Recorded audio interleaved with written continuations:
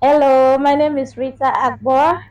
Welcome to the program Sickle Cell Awareness and Life Management.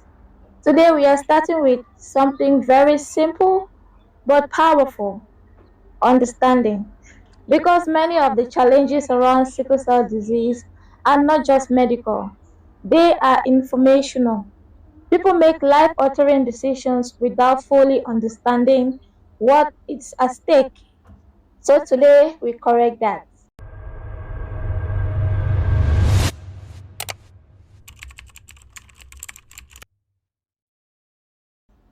Let's break it down simply.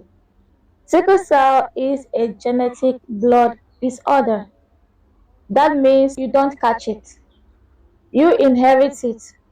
Your genotype determines your reality. AA, which is typical for no sickle cell, AS, which means you are a carrier of the sickle cell trait, and SS means you're living with sickle cell disease. Let me start with a real situation many of us can relate to. Two people meet, they connect deeply, values align, visions align, everything feels right. They start planning a future together. Then one day someone asks a simple but important question. What's your genotype? They check, both are AS. Suddenly, what looked like a perfect future now has a serious question mark. Not because they don't love each other, but because of what that love could produce. Let me show you exactly what that question mark means genetically. Think of it like flipping two coins at the same time. One side represents A, which is normal, the other side is S, which is sickle. When both parents are AS, every pregnancy is like flipping those two coins.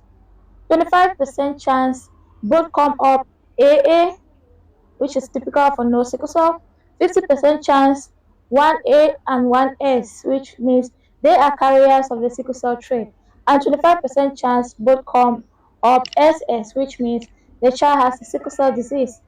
And that 25% is not small when you're talking about a child's entire life.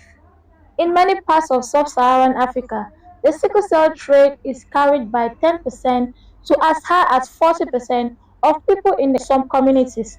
That means the chances of two carriers meeting, especially when testing isn't yet routine before marriage, is actually quite high. This is the reality of sickle cell disease. It is predictable. It is not spiritual, not emotional, not based on hope. It is genetic. Now imagine this couple. They have their first child and the child is SS. They didn't plan for it. They didn't fully understand the implication. They simply hoped for the best. Now they are managing hospital visits, pain crisis, emotional stress, and financial pressures. And for many, there comes a quiet regret, not of the child they love, but of not knowing earlier what they were stepping into. I want you to think, not answer quickly, just think. If you found yourself in that situation, what factors will matter most to you as you make that decision? Would love be enough? Would you want to explore medical options? Or would the long term reality of the child's life weigh heavily on you? Take a moment. This is not theory. You'll notice something here. There's no easy answer. Because now we are not just talking about science, we are talking about love, we are talking about faith, we are talking about culture, we are talking about pressures from family. Some people will say love conquers all. But the real question is, does love also take responsibility? Let's look at it differently. This is not just about two people in love. This is about the life of a child, the quality of the life, the responsibility of the parents. So the real question becomes, is it enough to love each other? Or must we also consider the outcome of that love? I want you to write this down or think deeply. What kind of decision do I want to be known for? Emotional decisions or responsible decision? And if I already know my genotype, what conversation am I avoiding? Now let's be clear. This is not about judging anyone. There are couples who choose to stay together and manage it with full awareness. They explore medical options available today.